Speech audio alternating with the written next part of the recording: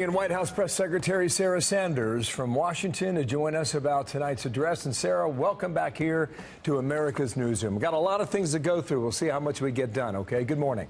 Sounds good. Good morning, Bill. Always great to be with you. What does the White House consider a success tonight? Look, I think you're going to see an incredible speech by the president, a visionary speech. The theme of this year's State of the Union is choosing greatness. The president's going to lay out some of the great successes that we've had over the last 2 years and paint a picture of what we can do for this country if we come together, if we work together over the next 2 years. One of the first opportunities that members will have, Republicans and Democrats, to come together will be to vote on and support the USMCA deal, one of the biggest, most historic trade deals in the history of our country, something that really fights for the American worker. This is something that both Republicans and Democrats talk about regularly, say they support, is helping the American worker, helping our farmers, our ranchers, and the forgotten men and women of this country. This deal does exactly that, and we'll see if the members can come together and support this trade deal and really make history by coming together and getting that done. We want to lay the table with a chance for you on that. I want to take you back to Sunday during the interview on CBS. A key line in this answer caught my ear when the president said this. I don't take anything off the table. I don't like to take things off the table. It's that alternative. It's national emergency. It's other things. And, you know, there have been plenty national emergencies called. So many are anticipating how far we go on border security tonight, what the president pushes for. When he said it's national emergency, it's other things. What are those other things the White House is considering? Look, I'm not going to get ahead of the president. What I can tell you is that his position has not changed since the day he started campaigning. The president is 100% committed and focused on getting real border security, protecting American citizens. We've got to stop the cartels, the coyotes, and the human trafficking at our southern border. And the president's going to do whatever it takes to make sure he fulfills his duty to protect this country. And he's going to fight to make sure we have a border. When you consider there could be a court battle, maybe Ninth Circuit if you got national emergency. I know several Republican senators are on record. They don't want the president to go that route. How much do you consider that possibility when you're making the case tonight?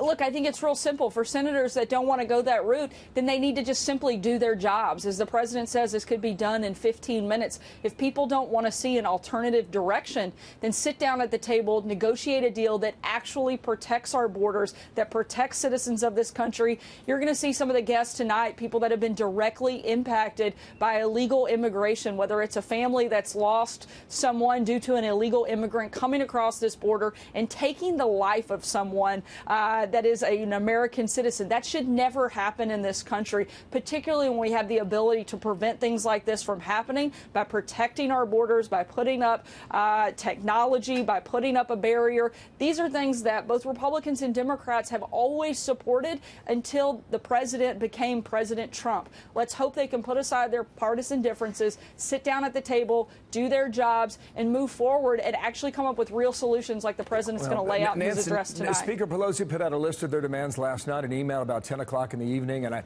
a lot of the things on their list are the same things that you have on your list, like funding for humanitarian assistance, funding more immigration judges, 1,000 new customs officers, new imaging, cutting-edge technology. This is what the White House put out about 2 weeks ago to try and end the shutdown. Look at the similarities. $800 million humanitarian assistance, $800 million drug detection, 2,700 border agents, on the list goes. But at the bottom, you have two additions.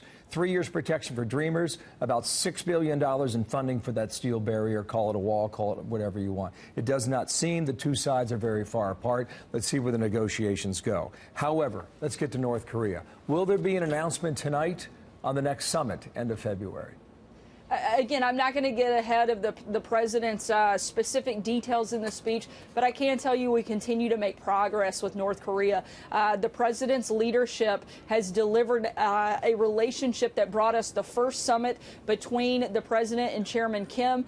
They sat down in Singapore, and we saw some progress on that front. We've got our hostages back. They're no longer testing. We have seen the remains come back, and some of those remains have even had identifications, and families have been reunified with those remains. There has been progress on that front. Should the American people expect a where and when tonight, yes or no? Look, the president has said that the summit will take place near the end of February. That is still moving forward, and we're still very much on track for that. In terms of details, I'll leave that up to the president to announce when he's ready to do so. On Syria, I know the president wants out of that country. Does he still, Sarah? Sorry, what was that last question? On Syria, does the president still want out of Syria, or the talks that had taken place over the past 2 weeks change his mind? Absolutely. The president, and I know he said this in his CBS interview just earlier this week, the president wants to bring our troops home. The president doesn't want to be in wars just endlessly and forever with no end in sight. He has been to Walter Reed. He has met with these individuals. He's seen the sacrifice, which we will forever be in their debt for that sacrifice that these men and women make, that their families make. And the president doesn't want to continue that if we don't have to. He wants to continue to have a presence in Iraq to help with that situation. He wants to continue to absolutely annihilate the small remnants that are left of ISIS. And we're doing that as we withdraw. But the president is very much committed to bringing in the men and women in Syria back home. Inaugural committee is being investigated. Now, you know that. Did foreigners illegally donate money 2.5 years ago for that? Look, I was not part of that committee. What I do know is that doesn't have anything to do with the White House. I'm reading the same reports you are, and we'll get more information as we have it. We'll certainly do our best to respond to it. There's a good story in the economy. I know you're going to tell that tonight, but it is the grandest of stages to sell your case, and we'll see how it goes together as a country. Sarah Sanders, thank you for your time from the North Lawn. You bet. Thanks so much, Bill. Okay.